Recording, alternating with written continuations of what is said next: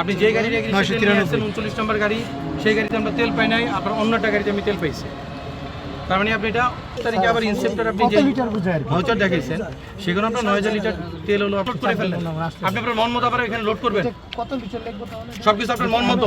একটা গাড়িতে 9000 লিটার তেল থাকার কথা, সেই গাড়িতে 9000 লিটার তেল নেই, আছে হলো মাত্র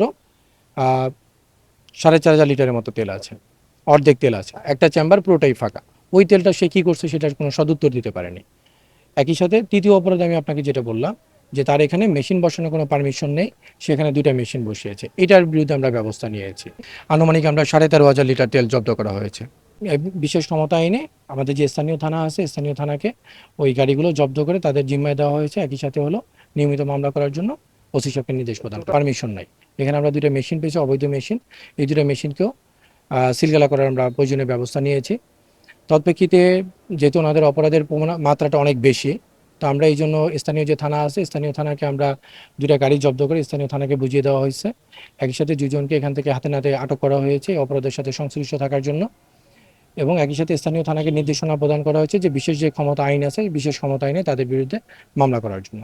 তাদের যে দাবিটা ছিল সেই দাবিটাকে আমরা অ্যাড্রেস করেছি, কিন্তু আমি আপনাকে প্রথমেই বলেছি যে একটা গাড়িতে আমরা তেল পেয়েছি, যে গাড়ির মূলে কোনো চালানি নেই তার কাছে।